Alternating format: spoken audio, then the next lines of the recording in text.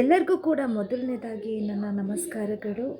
ನಾನು ಈ ಸಂದರ್ಭದಲ್ಲಿ ಈ ಮೂಲಕ ಪತ್ರಕರ್ತರಿಗೆ ವಿಶೇಷವಾಗಿ ಅವರಿಗೆ ಗೌರವ ಸಲ್ಲಿಸಬೇಕು ಅಂತ ಅಂದ್ಬಿಟ್ಟು ಅವ್ರಿಗೆ ಅಭಿನಂದನೆಗಳನ್ನು ಸಲ್ಲಿಸಬೇಕು. ನಿರಂತರವಾಗಿ ಅವ್ರು ಮಾಡ್ತಾ ಇರುವಂತಹ ಕೆಲಸಕ್ಕೆ ಸಂಬಂಧಿಸಿದಂತೆ ಅವರನ್ನು ಶ್ಲಾಘಿಸಬೇಕಂತ ಅಂದ್ಬಿಟ್ಟು ಈ ಸಂದರ್ಭದಲ್ಲಿ ಈ ಒಂದು ವಿಡಿಯೋನ ಮಾಡ್ತಾ ಇದ್ದೀನಿ. ಪ್ರತಿಯೊಬ್ಬ ಸಮಸ್ತ ಕರ್ನಾಟಕದ ಎಲ್ಲ ಪತ್ರಕರ್ತರಿಗೂ ಕೂಡ ಈ ಸಂದರ್ಭದಲ್ಲಿ ಧನ್ಯವಾದಗಳನ್ನು ಹೇಳ್ತಾ ಇದ್ದೀನಿ. ಯಾಕಂತ ಅಂದರೆ ಅಪರಾಧಕ್ಕೆ ಸಂಬಂಧಪಟ್ಟ ಹಾಗೆ ತಾವು ಮಾಡ್ತಾ ಇರುವಂತಹ ಇನ್ವೆಸ್ಟಿಗೇಷನ್ ಏನಿದೆ, ಇದು ನಿಜಕ್ಕೂ ಕೂಡ ಒಂದು ರೀತಿಯಾಗಿ ಸಾರ್ವಜನಿಕರಿಗೆ ಪೊಲೀಸ್ ಇಲಾಖೆಗಿಂತಲೂ ಕೂಡ ಇವತ್ತು ಪತ್ರಕರ್ತರ ಮೇಲೆ ಬಹಳ ಒಂದು ನಂಬಿಕೆ ಬರೋ ರೀತಿಯಾದಂತಹ, ಯಾಕಂತ ಅಂದರೆ ಪೊಲೀಸ್ ಇಲಾಖೆ ಭೇದಿಸ್ಲಿಕ್ಕಾಗದೇ ಇರುವಂತಹ ಒಂದಷ್ಟು ವಿಚಾರಗಳನ್ನು, ಒಂದಷ್ಟು ಕ್ರೈಮ್ಗಳನ್ನು ಇವತ್ತು ಪತ್ರಕರ್ತರು ಅದನ್ನು ಇನ್ವೆಸ್ಟಿಗೇಷನ್ ಮಾಡ್ತಾ ಇರೋದನ್ನು, ಅದರ ಸತ್ಯಾಸತ್ಯತೆಗಳನ್ನು